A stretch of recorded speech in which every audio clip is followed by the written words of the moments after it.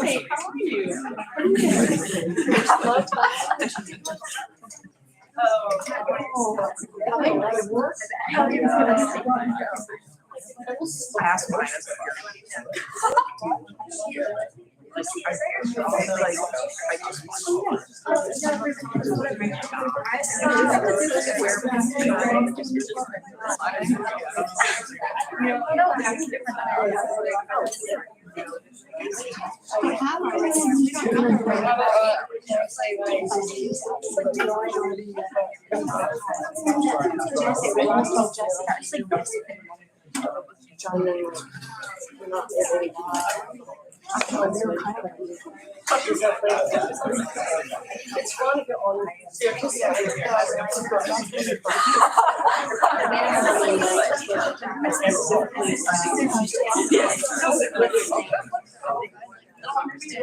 That's like the best.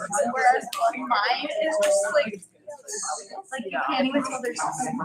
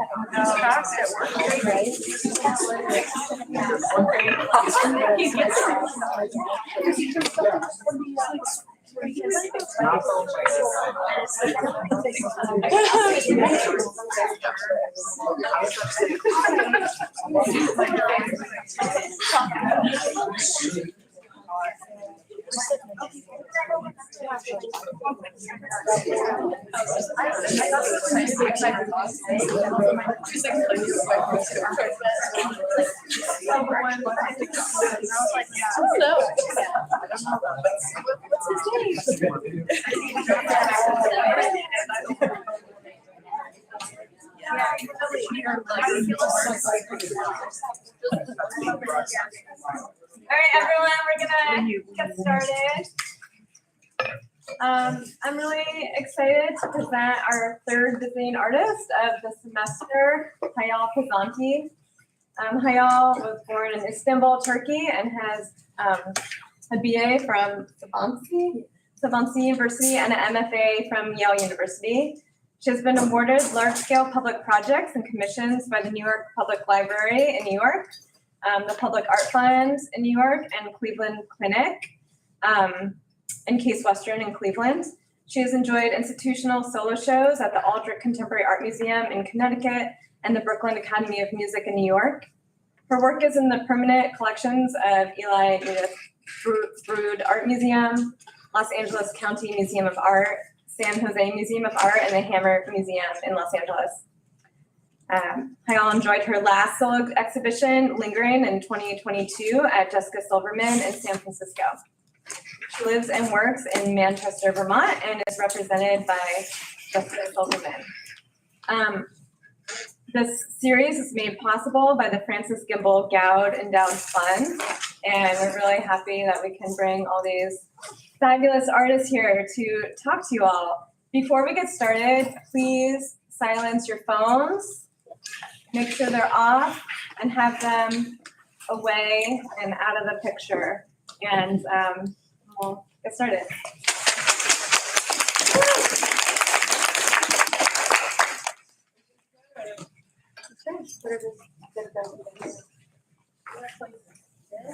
This is fun. Hi, everybody. Thank you for coming. I'm super excited to be here. I did a lot of amazing studio visits today, and it was really inspiring for me to get to meet some students and some faculty. And yeah, so without further ado, I'll start my talk. So I wanted to kind of start off my talk with a question, because this is a question that's been at the basis of my personal art practice for more than 10 years now. And the question of how does one make something from nothing? And how do you come up with new images in an oversaturated image world? And, as artists, we take up these crazy questions for ourselves, and we ask them and try to answer them in different kinds of ways. And my personal journey has taken me, as you're going to see, from, one kind of representation to another kind of representation that I'm working with these days. And because you're all kind of in the beginning phase of this journey for yourselves, I just wanted to also have this talk be a kind of reinforcement and encouragement to never give up, stay on that path and keep making the work that you're making and try everything that you can, because you'll always keep on asking new questions and finding new answers to those questions. So, important thing is to keep moving and going. So I wanted to start with an image of my last time that I was at a school. This is my thesis exhibition at Yale in 2011. And just to give an example, this is where my work is right now. So we're going to kind of follow along the journey of how I got from A to B. My personal questions began with asking myself, what does it mean to be an artist in the age of the internet? What does it mean to be an artist where we're oversaturated with images, where all the images that we make as artists compete with all the other JPEGs and all the other images that we have online? When I first started asking this question, there was not really social media per se. It was, my work was on Tumblr or, maybe like on some blogs or something, but I could still feel the bombardment of images. And I was asking myself, how do I make something that actually allows people to slow down long enough for them to recognize that my images, that the work that I make is different, and then to also encourage them to slow down, and to also encourage them to kind of get away from the computer at the same time, and also free myself from the confines of a computer. How do I make work that is distinguishable from other kinds of work online? How do I make work that frees me and my time from the computer, from computer programs? And how do I combine all of these things together to have a successful visual art language, basically? And so I came up with, and this was the premise of the talk, and then I asked myself, so how do I make something from nothing, essentially? Because the parameters that I was seeking meant that I needed to create something that had never existed before, which is a very lofty ideal and kind of crazy. But so I said, okay, I'm going to come up with 3 parameters in order to achieve this goal. I said, I'm going to make things only by hand. I'm not going to use computer programs, because when you start only relying on predetermined, Photoshop or Illustrator or design programs, they have a certain visual language that tends to repeat itself, and images that are made on these programs tend to repeat themselves and look the same. So I said, okay, I need to get away from the computer, get away from the internet, start making things by hand. I want to make something that's completely unique and doesn't resemble anything else, so that when somebody sees it, they can recognize it. And I also wanted it to be globally recognizable. I didn't want it to refer to a very certain specific experience of a certain group of people. And so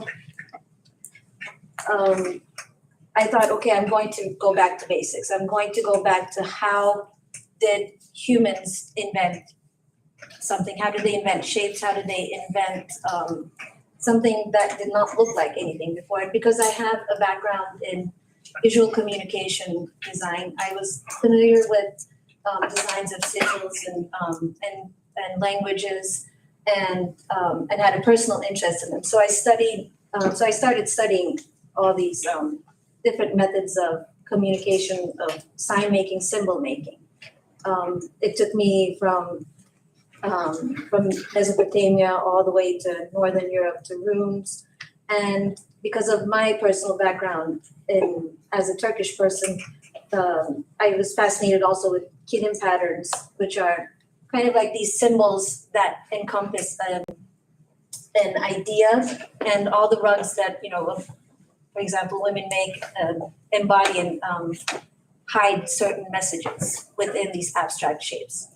So during my research into all of these, I came up with a system in which to create shapes. And this was basically a system of putting, I don't know if you can follow the hand on here, putting a circle type shape within a square, and then having a form come inside the circular form, and then abstracting it and taking that out, and then coming up to make a completely whole and new abstract shape.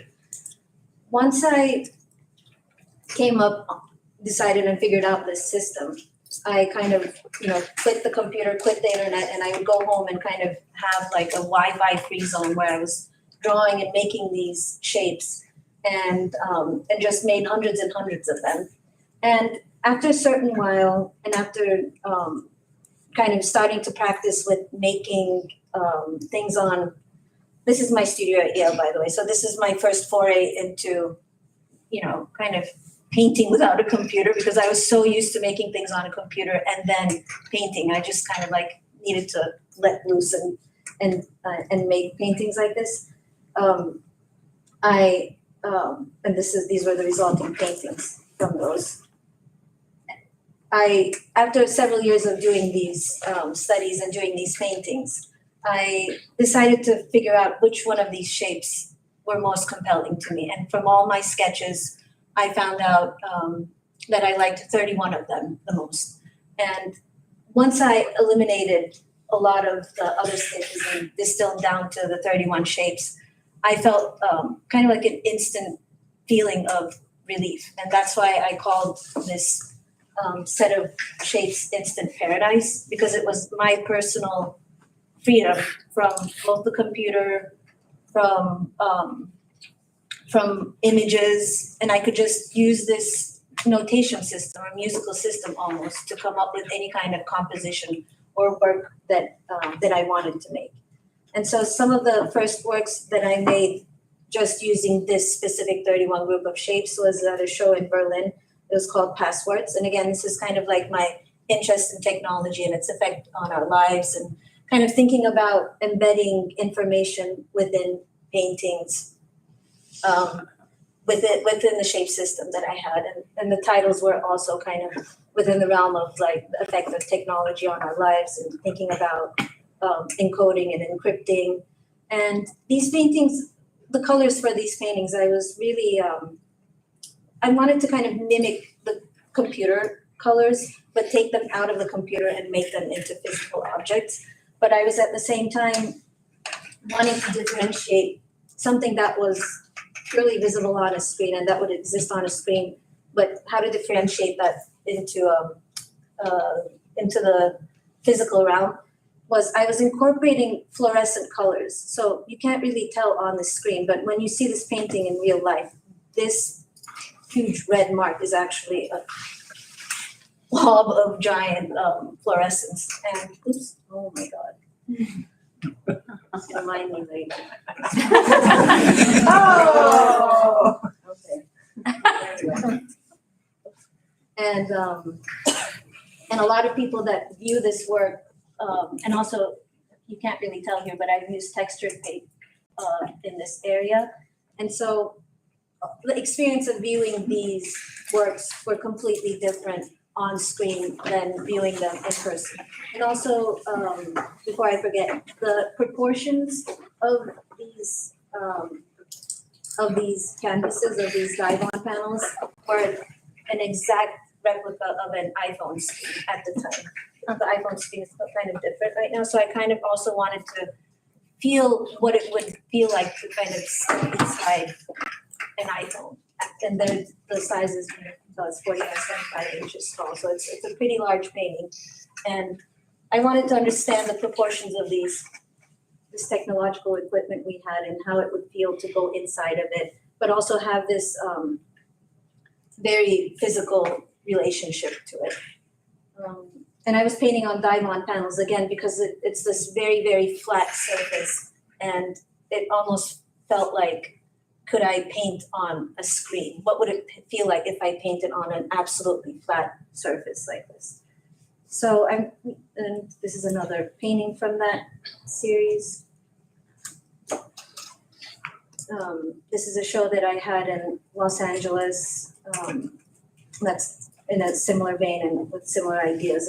And I really like incorporating this kind of like brown and pink colors and brown. And to me, it was more like the meeting of the digital world with the world of, you know, the earth and soil and kind of like how that would feel as a color combination to see those two very separate worlds come together.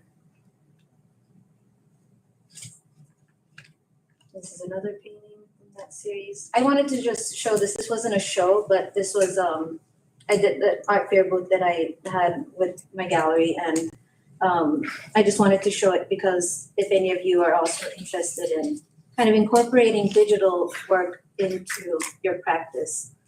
You know, I have this push-pull relationship. You know, I want to get away from it, but I can't get away from it. I make the paintings and then I go back and make like these were GIF animations that I was making based off of this series of work. And kind of in these ones exploring more of like a three-dimensional understanding of what these shapes could be like.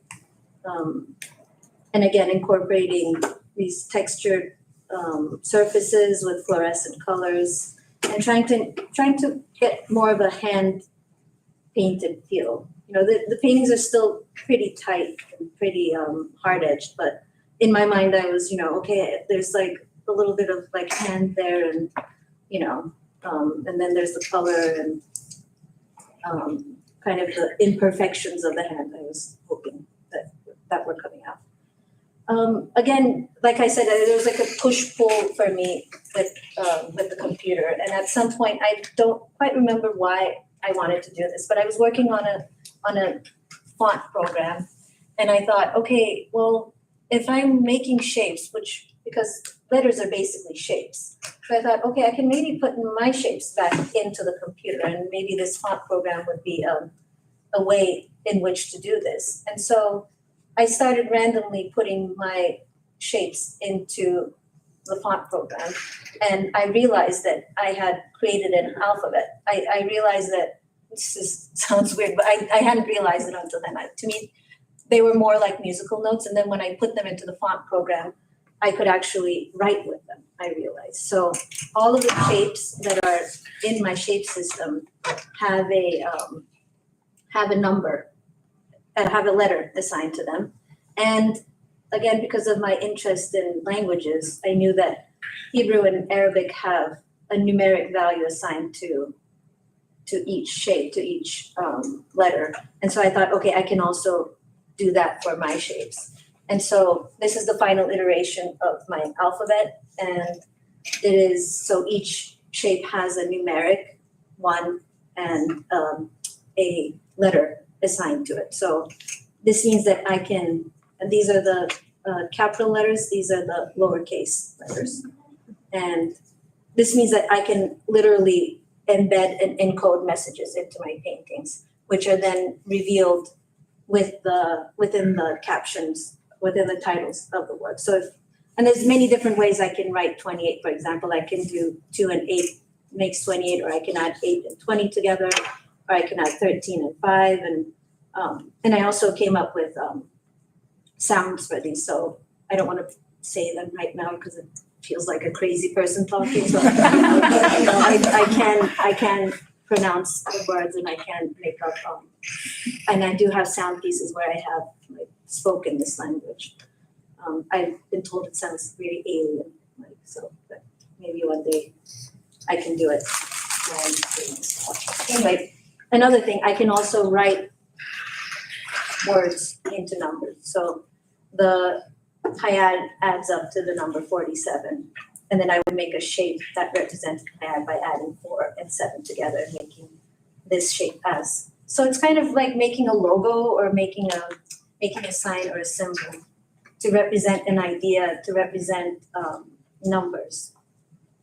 So after I came up with this system, I thought, okay, at this point I was collecting a lot of statistics and data. I realized that, okay, now I was kind of over, okay, we're bombarded by images. I was like, we're bombarded by information in general, and there's just so much data and statistics, and I'm kind of feeling overwhelmed with what to do with all of this information. So I started taking note of it and making little notes. And so I said, okay, I'm going to, for this show that I had, I'm going to make paintings that are representations that have hidden information within them. So this painting, for example, is the number 36. And again, this is about our relationship to technology and how it's affecting our social structures. So it was the number of New York City police officers wearing body cameras as part of a pilot program. This was in 2015. So I wanted to take that information and, save it and kind of discuss its relevance. Now we're looking at it, for example, and thinking about what this means and thinking about what the numbers are these days. Or, this is the number 20 and this is the number 67. And these are the security camera numbers in public schools in the United States in 1999 and 2014. And I also made some digital animations to go along with this work. And I do some computer programming as well. So this was the animations kind of float like a little fish tank. And when you go into the code, into the HTML code, you can actually see huge data sets. And the data sets are translated into, it's like a tech class, translated into like my language. You can think of it like wingdings, if you took like the data and then it became wingdings and they're kind of like floating in that environment. The percentage on the left was the percentage of people who checked their phones during sex, and that was 10. That's in 2015. And then people like mobile technology habits, so forth. This one I find very interesting, and I like including in my talks because this was in the year 2015, and 51% of Americans expected that computers would be able to create art that is indistinguishable from that produced by humans. And so we're in the year 2022 right now. And, with the whole new, AI technology that's coming out, it's kind of, I feel like this number would probably be around 100%. And as artists, this is something that, we have to be very, mindful of. And this is something that we have to think about what kind of art we're going to be making and what it means to be making art in the age of artificial intelligence, in an age where computers can program and make art that resembles that humans make. So I was actually thinking about all of that when I had this show, Deep Learning at the Aldrich Museum, and I was thinking about what is it that human beings bring to the table, especially artists in the age of artificial intelligence. And the numbers that I was interested in were numbers that were more about what it means to be kind of like an organic being, or what it means to communicate as an organic being, to have embodied cognition and embodied communication. This painting is called 100, and it's the billions of neurons in the human brain, and which coincidentally is the exact same number as the stars in the Milky Way, which I found to be very poetic. But I wanted to make one about neurons because it's kind of like a system that scientists can't really figure out how it's firing and how we're actually coming up with the thoughts. Dreaming and listening to our dreams and our subconscious is a very human trait. These kind of inexplicable, intuitive ideas that we have about and kind of that cannot be replicated on an artificial intelligence level. And also smiles. So there's 18, for example, different kinds of smiles in which human beings communicate with each other, and this kind of nonverbal communication is something that also sets us apart from artificial intelligence. This was an animation that I made for that show, and it's called Simpler Terms, and it was a conversation that I had with a chatbot, and at some point the chatbot asked me to speak in more simpler terms so that it could understand me, and that's why I titled it Simpler Terms. But I think if I did that today, I definitely wouldn't be able to understand what the chatbot, I mean, there would be no difference in talking to a human being between having a conversation with a chatbot.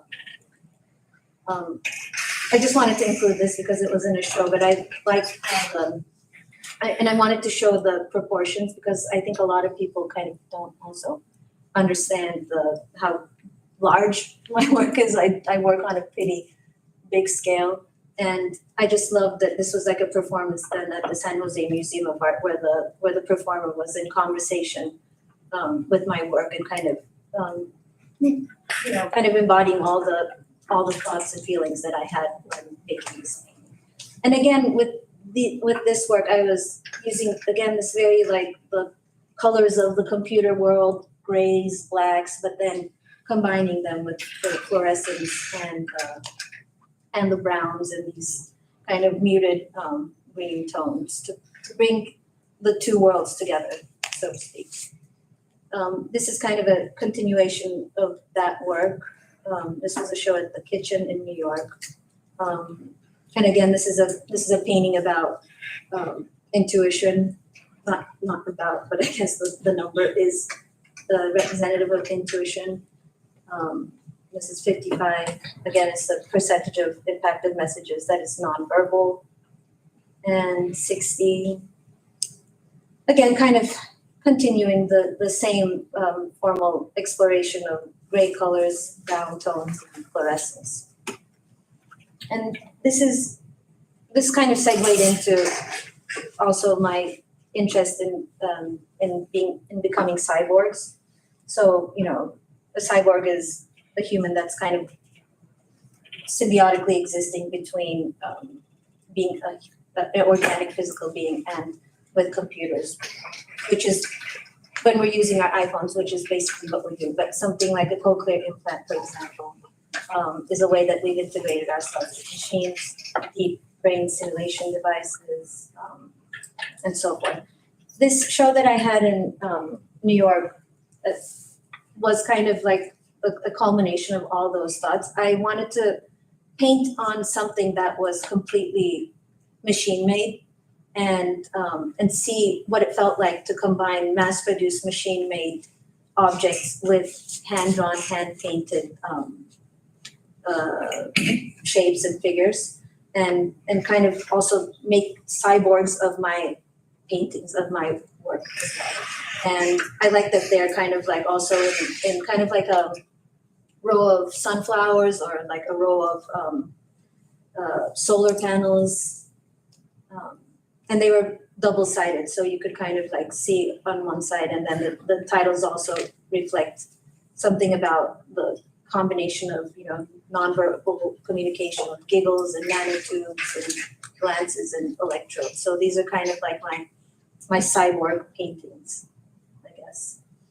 I made 2 paintings for this show, which was a huge jump for me from leaving behind the world of grays and blacks and trying to loosen up my painting style and painting technique.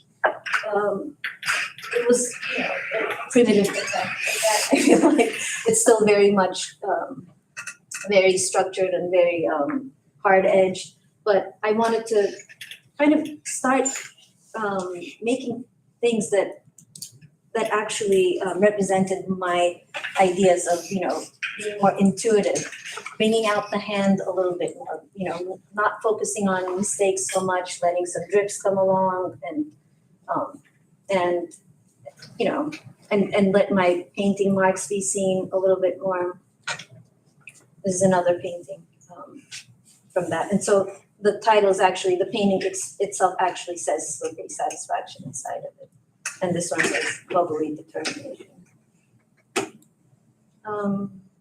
Jumping from that, this was, I was commissioned by the the public art fund in New York to make a video animation.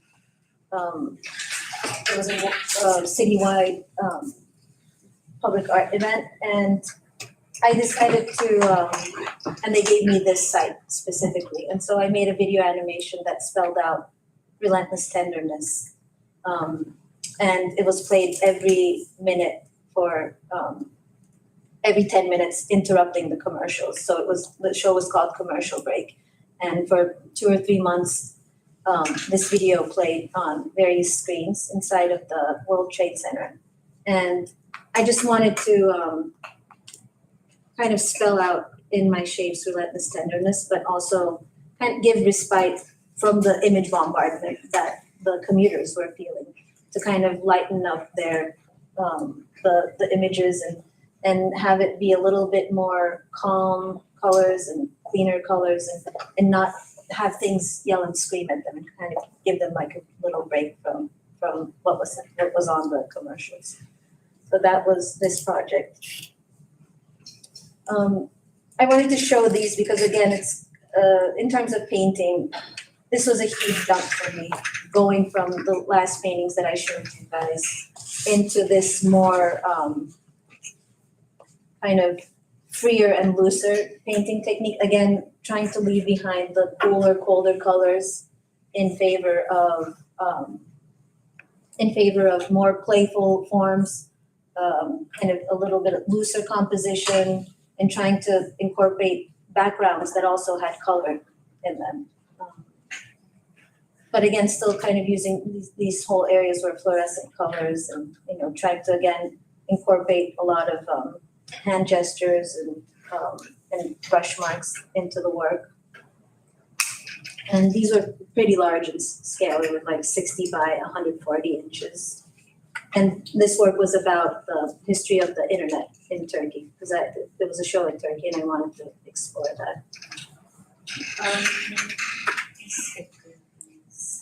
This was something again. This is again like me moving towards more looser style, but now my subject matter, the things that I was paying attention to switched more from solely technological interest to more about what is the impact of technology on our natural environment. How are we affecting our natural environment and our relationship to other beings and other creatures through our technological so-called progress. So, and that's why I started incorporating more reds and browns and blues, kind of getting away from the grays and the blacks. This is interesting because this recently, we know that the owner of Patagonia donated all of his personal wealth into the preservation of the environment, into sustainability projects.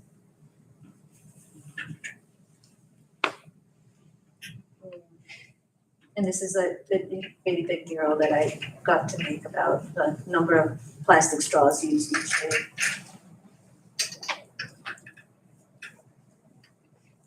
This is the 8 million tons of plastic that go into the sea each year. So my thoughts at this point were pretty much very, very focused on the planet and the earth and sustainability and how we're impacting the earth. And I thought, okay, this is going to be a huge jump, by the way. I completely abandoned abstraction for this show. And I started incorporating figures. So it's interesting because there's you can always go back and forth and feel free to do that and not feel constricted by whatever you're doing. I wanted to make a show because I felt the urgency so much that in 2018 I decided to do these kind of paintings of, I would say monuments or rocks or symbols. So each one is kind of like a monument, I imagine, in various parts of the earth. And they would have, things related to, weird technological things like a jewel or something, or, but also things that are disappearing on the planet because of palm oil use or white rhinos, coral reefs, and then written within these monuments, I imagine these kind of poetic sentences, these poems that I was writing. So it says whirlpools of voice and hormone coagulate nebulous data. It's just a poem that I'd written. And I imagine future generations kind of looking on these and thinking about what was given up for what. For example, a fidget spinner and whales. The fidget spinner is like one of the weirdest things that I can think of that have been made. And yeah, they were in these different environments. The show was called Murmurs of Earth. Yeah, and it was like it was a complete deviation from my abstract book, but I felt like I needed to make this work, and it felt really urgent and important for me to make this. And I was using acrylics. I've been using acrylics, by the way, for all these paintings. And some of these are my first foray into this kind of sculpture as well. They're also made from my shapes. They're kind of like these interlocking structures that you can take apart and they fold onto each other. And they're made out of, sorry, I forget the material. Anyway.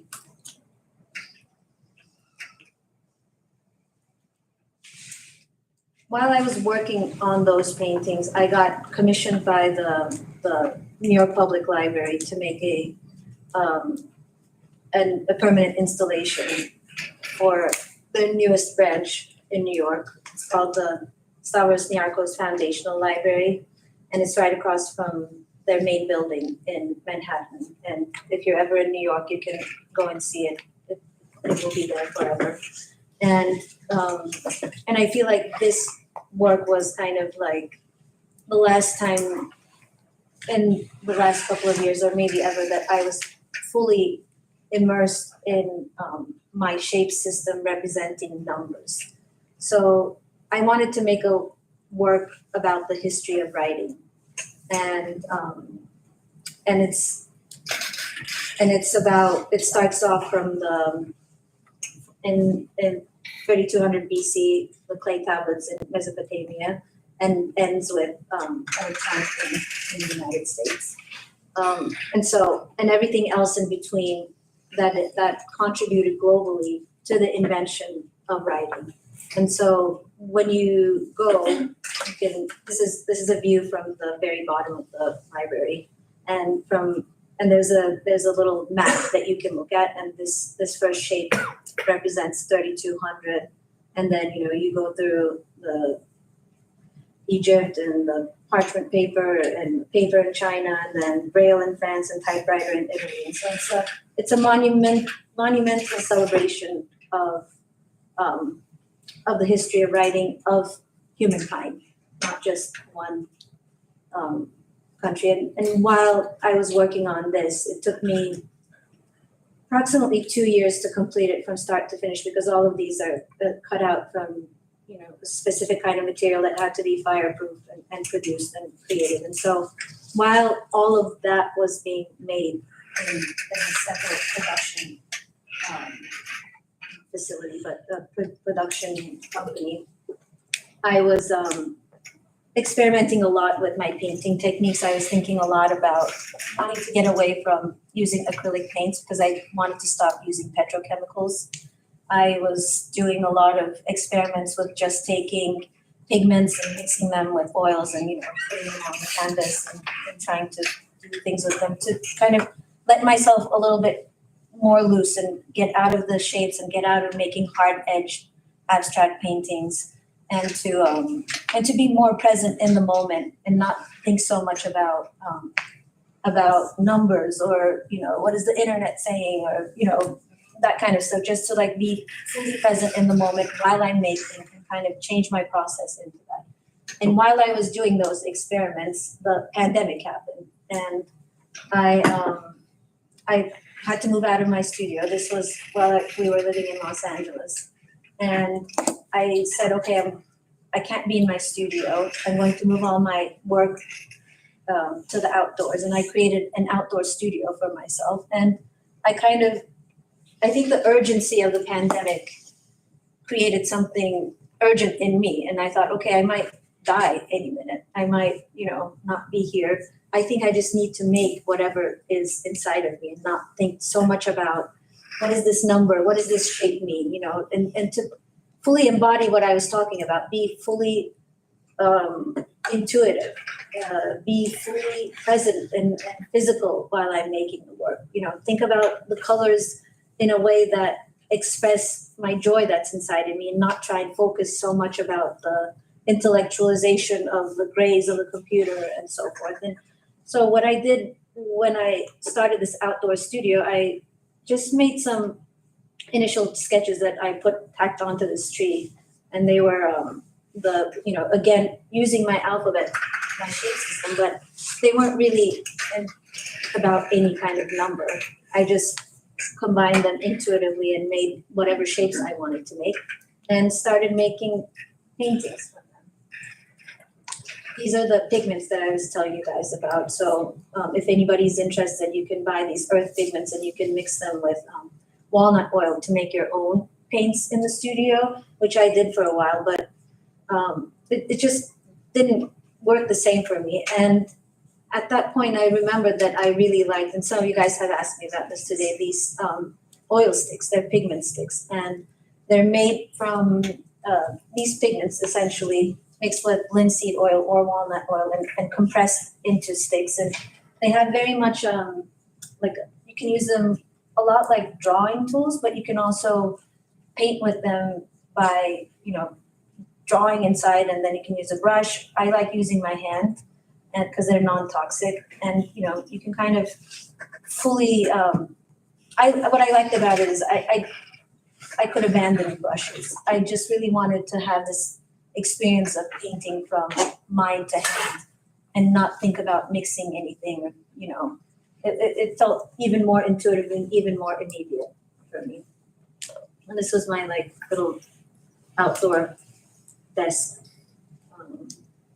I really missed actually working outdoors. It was wonderful. It was a great experience. It was a terrible time, but I'm grateful that it gave me the opportunity to practice something like this.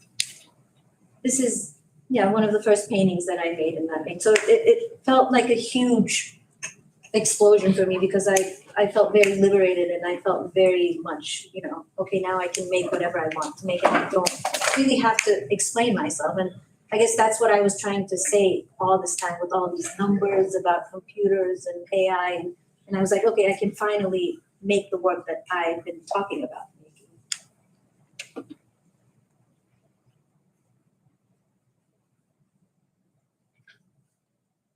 And these paintings were, I paint them on linen. So I was using this cream white background. I don't know how much you can see it on the screen, but that part was also painted with oil sticks on there. And you can see in some points, like the linen showing through in the background as well.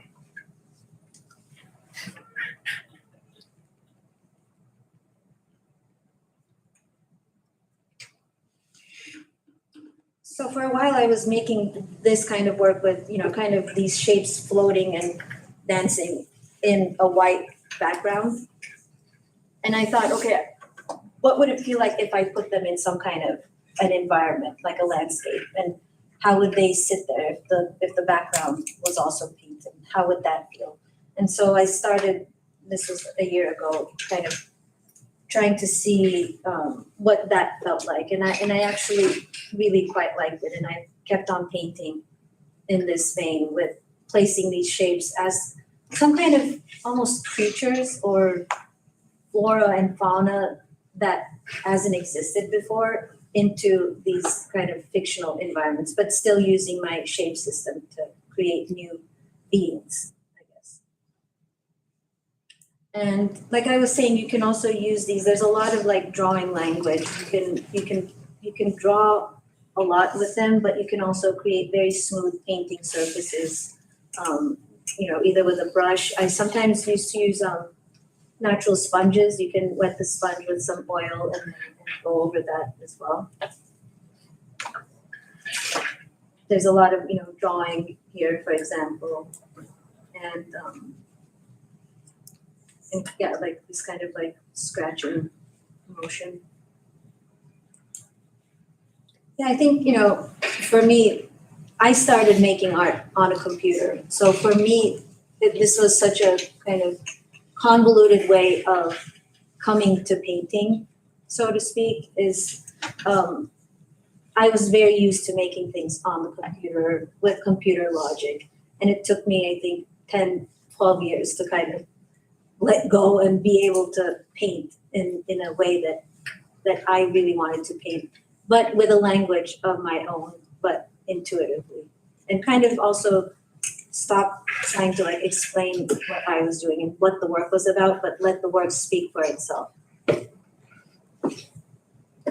And I can say that one of my main interests, also as an abstract painter, and most, of course, all painters are, but I'm very, very interested in color. I would think to call myself a colorist in some capacity because it's the odd color combinations.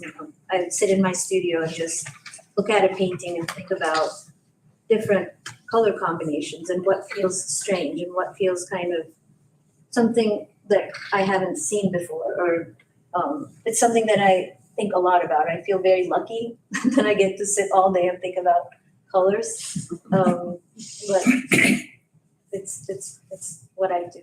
I do still go back and sometimes when I feel like I need to sketch out an idea, I will go back to the computer. I'll take a photo and kind of maybe do like a little, I remember making these lines on computer, for example, and, trying it out, and then I'll go back and forth. I don't have any qualms about it, but I don't sit in front of the computer all day long anymore, so it doesn't really bother me that much. This is kind of the last painting that I made in this series. And the title refers to, it's like during the pandemic, there was like specific words that were added to the Oxford Dictionary. Magic hour, quarantine was one of those words. It's like I'm going to title that painting. And that brings us to January of this year, 2022. And I feel like this is the work that I'm making now. And this was my solo show at my gallery in January. And this is where I fully, kind of immerse myself in the idea of the landscape and creating abstract landscapes. And the way that I approach this is to, again, make shapes first that would become a part of the landscape or become a part of like some flora or fauna within the landscape. And mainly just think about color after that, after I made the compositions.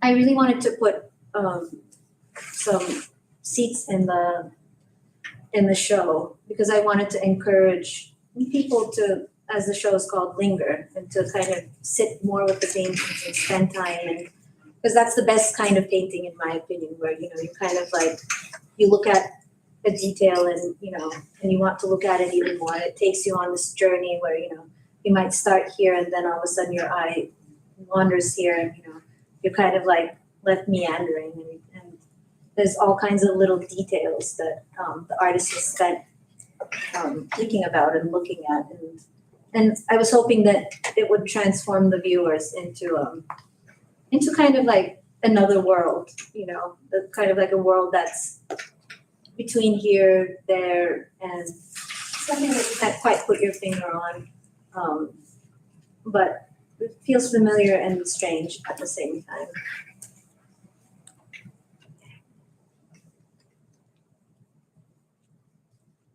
This was the painting of the poster, and I was thinking of this kind of this thing is like a weird flower creature that is kind of blooming and in this maybe swamp like dreamy environment, and and emerging from itself to interact with itself again.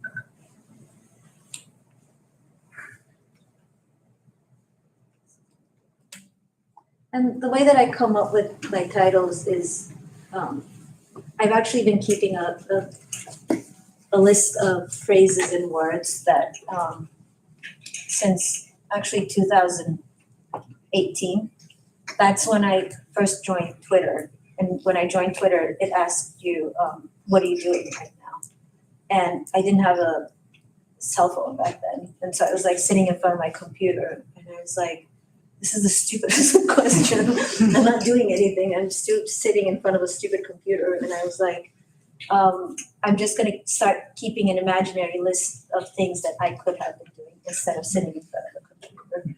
So writing on a movie would have been one of them, for example. So I like, and I've written poems kind of like taking these various things that, words and phrases that I read that make me imagine other worlds and other things that, where I could be or I could be good. So this is very, very, very new work. I'm getting ready for a show in New York that's going to open in March of next year. And I just wanted to share some very most recent works and some recent shots of my studio with you and kind of do like a little studio visit. This is a painting I'm working on for the show. I use these chimney roofs to prop my paintings up. I just like their colors, the terracotta I like, and I like their height. I know they're kind of paint to move around, but I just like how they look. And the way that I've made this particular body of work, and I think that going forward is how I will be making my work in the future, is I've started doing plein air sketches. So I wanted to show this photo because I wanted to show you the material I'm using. These are called oil pastels. They're Sennelier oil pastels, and this is like, again, the same brand that has like little crinoline paper so that it doesn't stick. And so I just started going out into the world and making landscape drawings and paintings. And so these are some of the ones that I've been coming up with. And then what I'll do is, again, I make intuitive shapes before making the paintings. So this will be a body of shapes that I've made, and this is the sketch for the first painting that I showed you guys actually.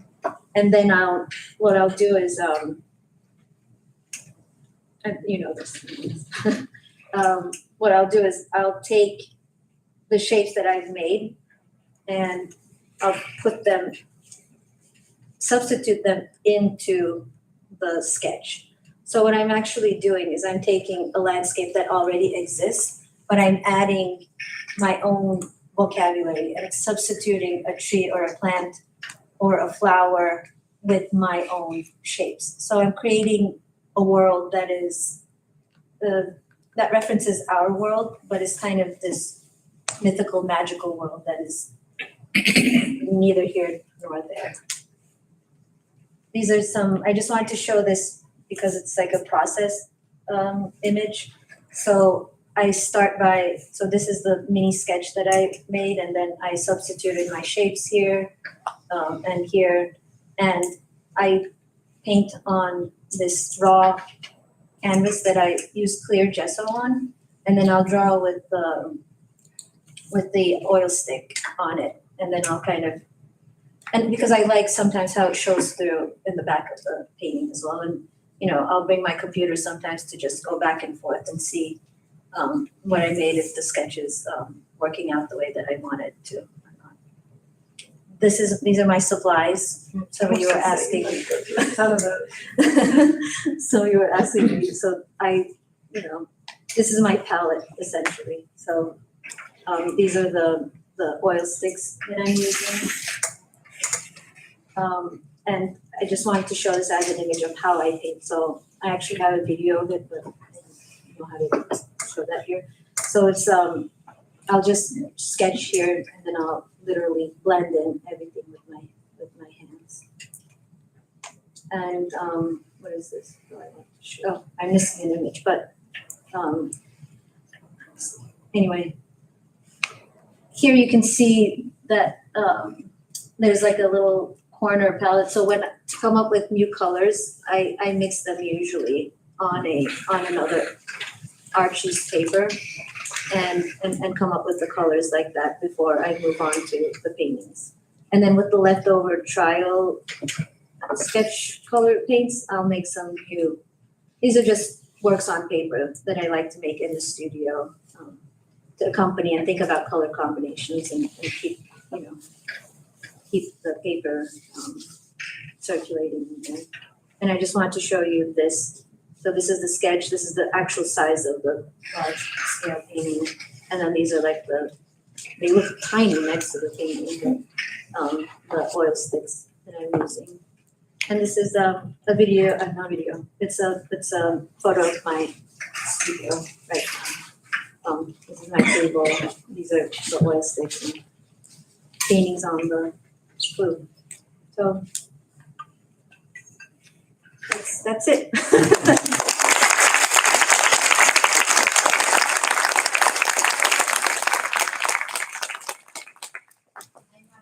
Answer any questions if anybody has. Which of your works or exhibits are you most excited about or feel is the most accomplished? That's a good question. From the ones that I've shown you. Well, I'm very excited about the new show I'm working on. Because I feel that it's one thing to talk a lot about these conceptual ideas one might have, but they don't always translate into the visual work itself. And I feel like finally, and like I said, it took me 10, 12 years of thinking about the same idea over and over again and how to do it, how to make it, to finally come to a point where when I look at the work, I feel like, this work speaks for itself. I can add and I can embellish and I can philosophize about it.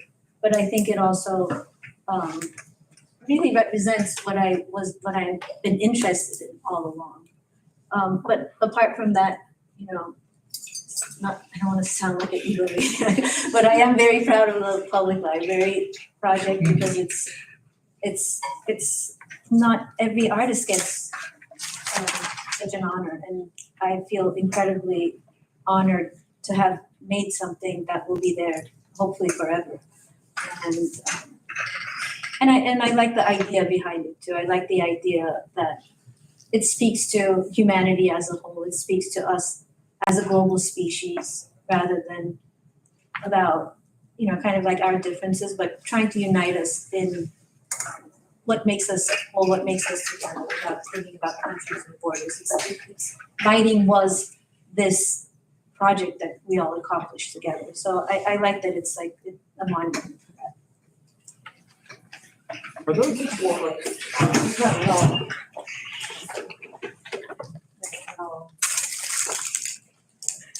I don't think that's the right. I think it might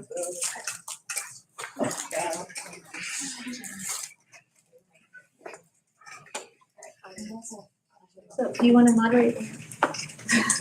Yeah, go ahead. I think one of the turning points in some of your things is when you chose your 31 shapes. Yes. And you said you just went in there and picked them out. Yeah. And I was wondering if you reflected later on what kind of, I know we can look at things and think, do you feel them? Oh, sorry. Look at things and we can feel them. We say, we really like this one, Yeah. but we don't know why. Did you go back and kind of reflect on why you chose those 31? Was there something in common that they had to do? They were the most recognizable ones. They had the most recognizable outlines. And some of them were more amorphous and maybe were more like the circles. Oh, okay. So the ones that had, These were definitely shapes. They had their own character, And if I saw one today, I would know that that's that shape. Thank you. I'd like to hear more about your process of choosing color. I know today we were talking about synesthesia and how for every person there's different contexts to color. When you're choosing it, is it representational? Is it just this aesthetically what's pleasing to you or a feeling? So recently when I started doing these landscape paintings, it's very much an incredibly like visceral response to some colors that I see. So it really, it's hard to describe like a feeling I get of, oh my God, I would describe it as like, you see a butterfly and you wanna like catch it in your hands. And then you wanna like look at it, like that's how I'm thinking about these, and that's the feeling that I have when I'm making these paintings. It's almost like there's this magical moment that happens, and it's like the world is singing to me. I don't know, it's such a weird thing to say, but it's also like a lot about movement, like the colors move and there's some wind and rain or whatever. And letting the world speak to me. And then after the fact, I might go in. So the thing with these paintings in particular is that I am making landscape paintings, but I mean, there's no landscape like this. So it's like I'm looking at a particular moment that I'm painting, but I'm also filtering it through the lens of my emotions at the time. So it's already kind of being fictionalized in that moment too. So it's already like, I love brown and pink together. I love brown and this weird combination of brown and purple together. Even when I'm making that, even if that doesn't exist there, I'll probably kind of add it in that moment.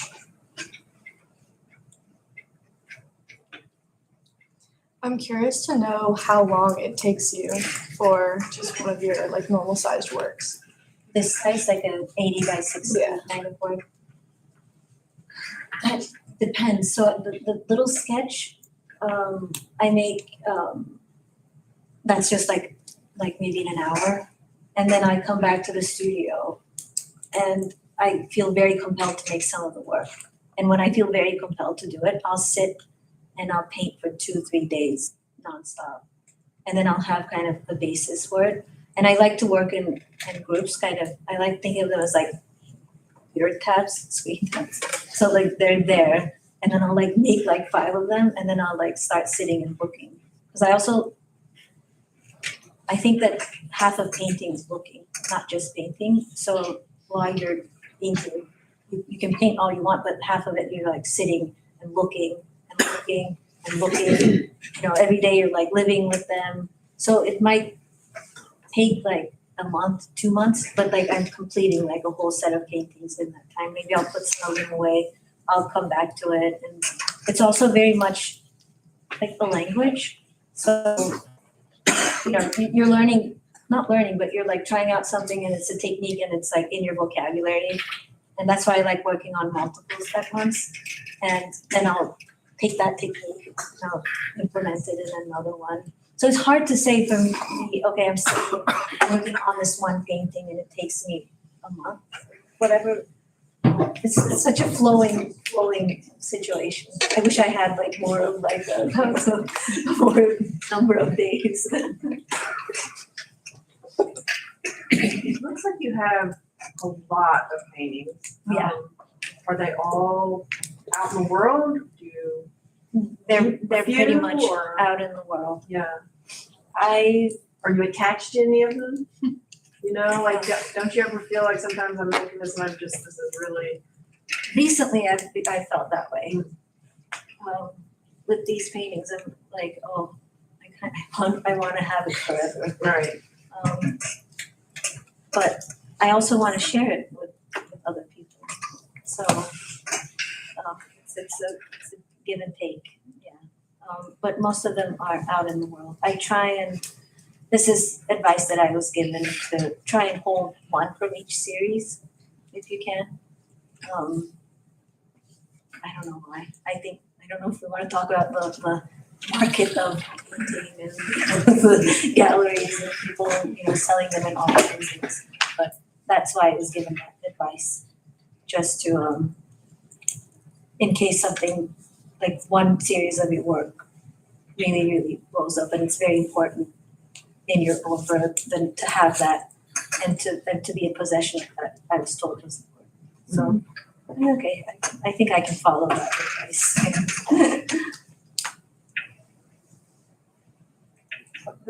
we have time for one last question, I think, so. Has your painted visual language kind of just become second nature for you? Like you can see the environment and then you immediately know which shapes go where to fit in? Yeah, So yes, yeah. It's a like really an, odd like thing. you're writing Yeah, regularly, but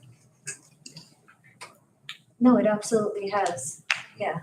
It's a weird thing, yeah, teaching myself, coming up with a language, teaching it to can you myself. speak it also? Yeah, I know you can speak a little, but I mean, I can't speak it off the top of my head. But there are phonemes for them, so there are sounds to them. So, not yet, no. Thank you so much. Yeah.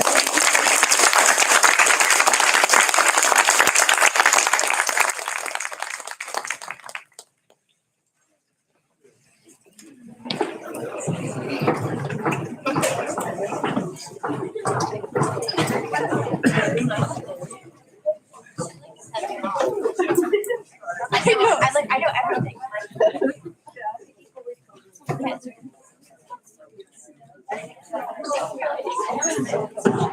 Right? I'm like,